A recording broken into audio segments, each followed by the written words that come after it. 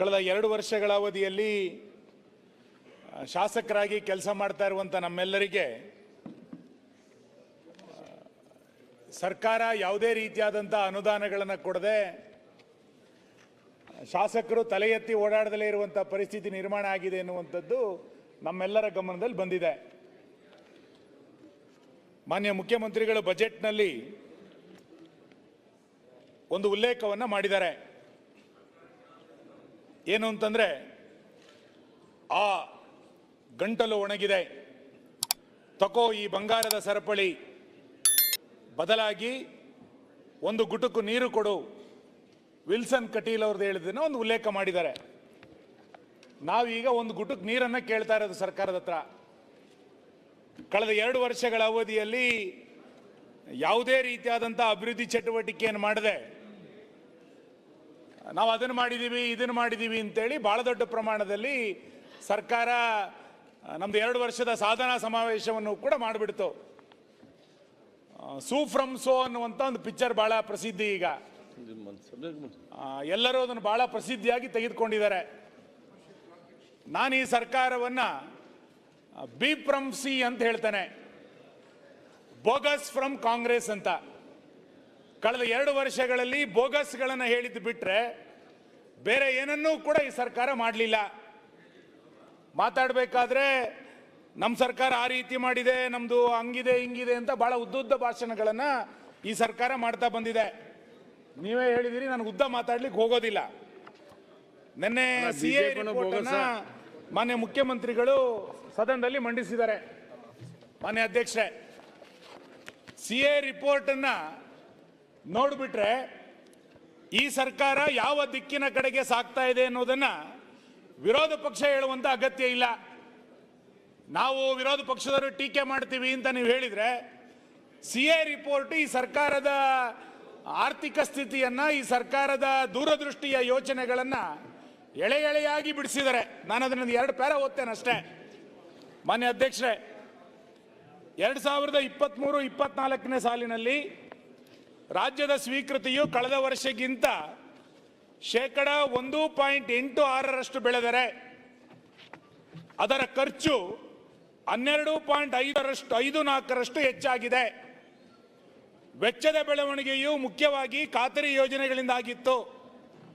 ಇದು 9,271 ಕೋಟಿ ರಾಜಸ್ವದ ಕೊರತೆಯಾಗಿದೆ ಅಂತ ಹೇಳ್ತಾ ಅವರು ಮುಂದೆ ಹೇಳ್ತಾರೆ, 2019ರ ಆರ್ಥಿಕ ಕುಸಿತದಿಂದ ಚೇತರಿಸಿಕೊಂಡ ನಂತರ ಈಗ 9,021 ಕೋಟಿ ರಾಜಸ್ವ ಕೊರತೆಯನ್ನ ಎದುರಿಸ್ತಾ ಇದೆ ಅಂತೇಳಿ ಸಿಎಜಿ ರಿಪೋರ್ಟ್ ನಲ್ಲಿ ಹೇಳ್ತಾರೆ. ಮಾನ್ಯ ಅಧ್ಯಕ್ಷರು ಅವರು ಮುಂದುವರೆದು ಹೇಳ್ತಾರೆ, ಡಾಕ್ಟರ್ ಲಮಾಣಿ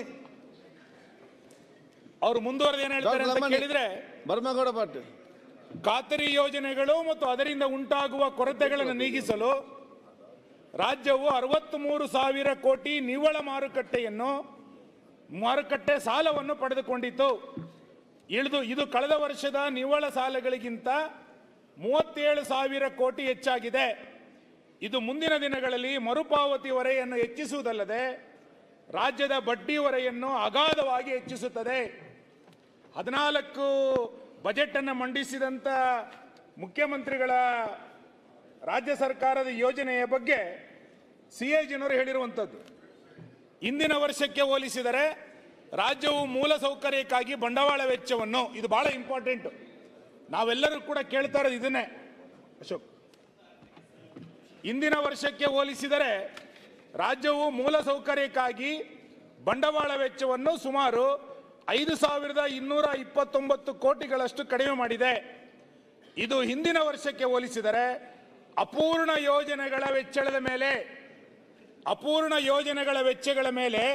68% ಪರಿಣಾಮ ಬೀರುತ್ತದೆ. ಭವಿಷ್ಯದ ಬಗ್ಗೆ ಹೇಳ್ತಾ ಇರೋದವರು, ಒಟ್ಟು ಬಂಡವಾಳ ರಚನೆಯ ಈ ಸಂಕೋಚನವು ಭವಿಷ್ಯದ ಬೆಳವಣಿಗೆಯ ನಿರೀಕ್ಷೆಗಳಿಗೆ ಹಾನಿಕಾರಕವೆಂದು ಸಾಬೀತುಪಡುತ್ತದೆ. ಅವ್ರು ಹೇಳ್ತಾ ಇನ್ನು ಮುಂದುವರೆದು ಹೇಳ್ತಾರೆ, ಅಸ್ತಿತ್ವದಲ್ಲಿರುವ ಸಹಾಯಧನಗಳು, ಹಣಕಾಸು ನೆರವು ಅಥವಾ ಪ್ರಯೋಜನಗಳನ್ನು ತರ್ಕಬದ್ಧಗೊಳಿಸದೆ 5 ಖಾತರಿ ಯೋಜನೆಗಳ ಅನುಷ್ಠಾನವು ರಾಜ್ಯದ ಸಂಪನ್ಮೂಲಗಳ ಮೇಲೆ ಒತ್ತಡವನ್ನು ಉಂಟು ಮಾಡುತ್ತದೆ ಮತ್ತು ಈಗಾಗಲೇ ಚರ್ಚಿಸಿದಂತೆ ಹಣಕಾಸಿನ ಕೊರತೆ ಮತ್ತು ಸಾಲದ ಮಟ್ಟದ ಮೇಲೆ ಪ್ರಭಾವ ಬೀರುತ್ತದೆ ಅಂತೇಳಿ CAG ರಿಪೋರ್ಟ್ ಈ ಸರ್ಕಾರದ ಬಗ್ಗೆ ಬಹಳ ಸುಂದರವಾಗಿ ಉಲ್ಲೇಖವನ್ನು ಮಾಡಿದೆ. ಮಾನ್ಯ ಅಧ್ಯಕ್ಷರೇ, ಒಂದು ರಾಜ್ಯ ಸರ್ಕಾರ ಯಾವುದಕ್ಕೆ ಆದ್ಯತೆಗಳನ್ನು ಕೊಡಬೇಕು ಅಂತೇಳಿ ಅರ್ಥ ಮಾಡ್ಕೊಳ್ಳದೆ ಏಕಾಏಕಿಯಾಗಿ ಯೋಜನೆಗಳನ್ನು ರೂಪಿಸ್ಕೊಳ್ತಾ ದೂರದೃಷ್ಟಿಯಾದಂಥ ಕಲ್ಪನೆಗಳಿಲ್ಲದೆ ಅನುದಾನಗಳನ್ನು ಕೊಡದೆ ರಾಜ್ಯದ ಅಭಿವೃದ್ಧಿ ಎಷ್ಟು ದೊಡ್ಡ ಪ್ರಮಾಣದಲ್ಲಿ ಹಿಂದೆ ಉಳಿದಿದೆ ಎನ್ನುವಂಥದ್ದು CAG ರಿಪೋರ್ಟ್ನಲ್ಲೇ ಉಲ್ಲೇಖ ಮಾಡಿದ್ದಾರೆ. ಮಾನ್ಯ ಅಧ್ಯಕ್ಷರೇ, ನಾನು ಈ ಸರ್ಕಾರವನ್ನು ಇಲ್ಲಗಳ ಸರ್ಕಾರ ಅಂತ ಕರೀತೇನೆ. ಯಾಕೆ ಅಂತಂದ್ರೆ ಕಳೆದ 2 ವರ್ಷಗಳ ಅವಧಿಯಲ್ಲಿ ಯಾವುದೇ ಶಾಸಕರುಗಳಿಗೆ ರಸ್ತೆ ಇಲ್ಲ, ಸೇತುವೆ ಇಲ್ಲ, ಹೊಸ ಅಂಗನವಾಡಿ ಇಲ್ಲ, ಹೊಸ ಶಾಲಾ ಕೊಠಡಿ ಇಲ್ಲ, ಡ್ಯಾಮ್ಗಳಿಲ್ಲ, ನೀರಾವರಿ ಇಲ್ಲ, ಯಾವುದೂ ಇಲ್ಲ. ಆಗ ಈ ಸರ್ಕಾರವನ್ನ ಇಲ್ಲಗಳ ಸರ್ಕಾರ ಅಂತ ಹೇಳುವಂತದ್ದೇ ಬಹಳ ಸೂಕ್ತ ಅಂತ ನಾನು ಅನ್ಕೊಳ್ತೇನೆ. ಇಲ್ಲ ಸುನಿಲ್ ಅಣ್ಣ, ನಮ್ ಮಾನ್ಯ ಅಧ್ಯಕ್ಷರೇ, ಅಂಗನವಾಡಿಗಳು ಆಗವೆ, ಮಾನ್ಯ ಅಧ್ಯಕ್ಷರೇ, ಡ್ಯಾಮ್ಗಳು ಆಗವೆ, ರಸ್ತೆಗಳು ಆಗವೆ, ಶರತ್ ಆ ಕಡೆ ಅಂತ ಹೇಳ್ರಿ. ಅಲ್ಲ ನಮ್ಗೆ ನಾನು ಬರ್ತೀನಿ. ಕೊಟ್ಟಿದೆ ಕಾಂಗ್ರೆಸ್ ಪಾರ್ಟಿ ಟೀಕೆ ಮಾಡಿ ಬರೀ ನಾವು ಮಾಡಿ ಅಂತ ಹೇಳೋದಲ್ಲ. ಎಲ್ಲ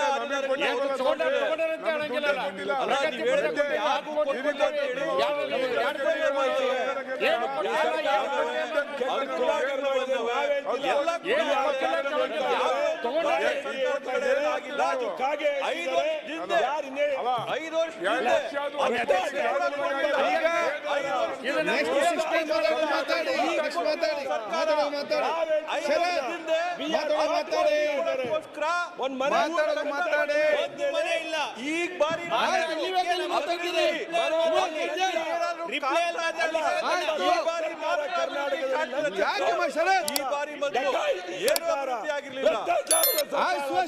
ಮಾತಾಡಿ ಕೂತ್ಕೊಳ್ಳಿ, ಮಾತಾಡಿ.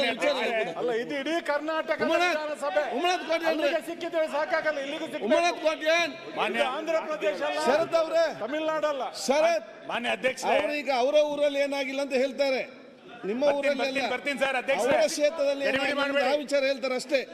ಬರ್ತೇನೆ ಎಲ್ಲ ಕ್ಷೇತ್ರ ಬರ್ತೇನೆ.